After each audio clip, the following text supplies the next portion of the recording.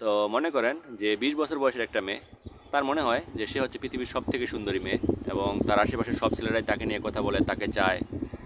তার এরকমও মনে হয় তার যে অনুভূতি, এই অনুভূতিগুলো হয়তো তার নিজের মধ্যে নাই, এগুলো হয়তো মহাজাগতিক কেউ, এলিয়েন টাইপসের কেউ তাকে কন্ট্রোল করে। সাথে এরকমও মনে হয় তার যে চিন্তাভাবনা, তার যে সকল থট, এই জিনিসগুলো হয়তো টিভিতে দেখানো হয়, এই জিনিসগুলোই খবরের কাগজে ছাপানো হচ্ছে। তো এরকম একটা পেশেন্ট যদি আমাদের মেডিকেলে আসে বা কোনো মেডিকেল কলেজ যায়, তো এরকম পেশেন্টগুলোকে আসলে কীভাবে ম্যানেজ করা হয় থাকে?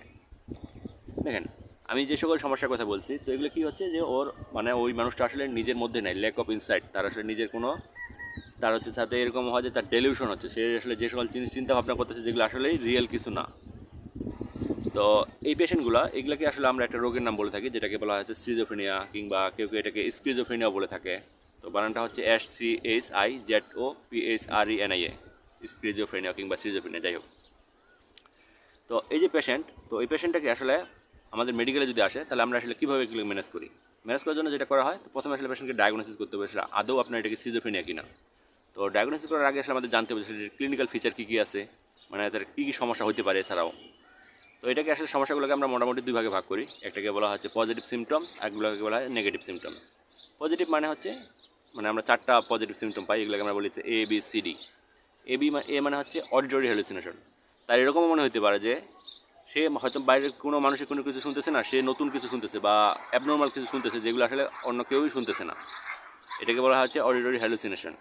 এরপর হচ্ছে বি, ব্রডকাস্টিং, অর্থাৎ ওই যে তার যে চিন্তাভাবনা, তার মনে হবে যে তার চিন্তাভাবনাগুলো হয়তো টিভিতে দেখানো হয় কিংবা খবরের কাগজে লেখা হচ্ছে। তারপরে সি, কন্ট্রোল ফিলিংস, অর্থাৎ তার ফিলিংস, তার যে অনুভূতি, তার মনে হবে যে এর অনুভূতিগুলো তার নিজের মধ্যে নাই, এগুলো হয়তো মহাজাগতিক কেউ কন্ট্রোল করে। তো এরপর হচ্ছে ডেলিউশনাল পারসেপশন। ডেলিউশনাল পারসেপশনের মানে হচ্ছে কি, যে তার যে চিন্তাভাবনা, তার যে মানে পারসেপশন, ধারণা, এটা আসলে এরকম হয় যে যেটা আসলে অ্যাকচুয়াল না, সেরকমও কিছু মনে করবে। যেমন সে মনে করতে পারে সে পৃথিবীর সবথেকে সুন্দরী মেয়ে, তার মানুষ আশেপাশে সব মানুষ তাকে নিয়ে কথা বলে, এই টাইপের ব্যাপার স্যাপার আর কি। তো এই কয়টা হচ্ছে আমাদের পজিটিভ সিমটমস। এছাড়াও কিছু নেগেটিভ সিমটম পাওয়া যায়, যেমন ল্যাক অফ ইনসাইট, তার মধ্যে আসলে সে নিজের মধ্যে থাকবে না, সে মানে নিজের যত্ন নিবে না, তার সমাজ থেকে সে বিচ্ছিন্ন হয়ে যাবে, কিংবা তার ফিলিংস অর্থাৎ অনুভূতি এরকম হতে পারে যে আপনারা হয়তো কোনো একটা প্রোগ্রামে আছেন কিংবা অনুষ্ঠানে, যেখানে সবাই নাচ গান করতেছে, তার মধ্যে কোনো ফিলিংসই নেই। তো এই যে সমস্যাগুলো, তো এই রোগটাই হচ্ছে মূলত আমরা বলে থাকি হচ্ছে গিয়ে সিজোফ্রেনিয়া কিংবা স্কিজোফ্রেনিয়া। তো এরপরে যেটাকে আর ডায়াগনোসিস করার জন্য আরও বেশ কয়েকটা জিনিস দেখতে হয়। তো ডায়াগনোসিসের জন্য আমরা কয়েকটা ক্রাইটেরিয়া ব্যবহার করি, এটাকে বলা হচ্ছে DSM-4 ক্রাইটেরিয়া, DSM-5 ক্রাইটেরিয়া, এরকম ক্রাইটেরিয়া আছে যেগুলোর মাধ্যমে আসলে পেশেন্টগুলোকে ডায়াগনোসিস করা হয়ে থাকে। তো এরপরে আসেন ট্রিটমেন্ট। এই যে রোগের ট্রিটমেন্ট, দেখেন এগুলো হচ্ছে একটা মনস্তান্ত্রিক রোগ। সো মনস্তান্ত্রিক রোগের একজাক্টলি ট্রিটমেন্ট বলতে আসলে নাই। যেটা করা হয় সেখানে হচ্ছে আমরা হচ্ছে তাকে সাপোর্টিভ ট্রিটমেন্ট দিই। কীরকম? যে প্রথম যেটা হয়, যদি প্রথম এরকম হয় একটা পেশেন্টের, সেক্ষেত্রে অবশ্যই পেশেন্টকে হসপিটালাইজ করতে হবে। বাট এর পরবর্তীবার এটা করলে আপনারা তো জানেনই সমস্যা কী, সেক্ষেত্রে আসলে এটাকে হসপিটালাইজ করার তেমন একটা জরুরিতা নাই। যদি চান সেক্ষেত্রে অবশ্যই হসপিটাল অ্যাডমিট করতে পারেন। এরপরে যেটা কাজ করতে হবে, যেটা হয়, যেটা আসলে যেহেতু একটা মনস্তান্ত্রিক রোগ, তো এর কাছে কিছু আমাদের ড্রাগও পাওয়া যায়, যেগুলোকে আমরা বলছি অ্যান্টিসাইকোটিক ড্রাগ।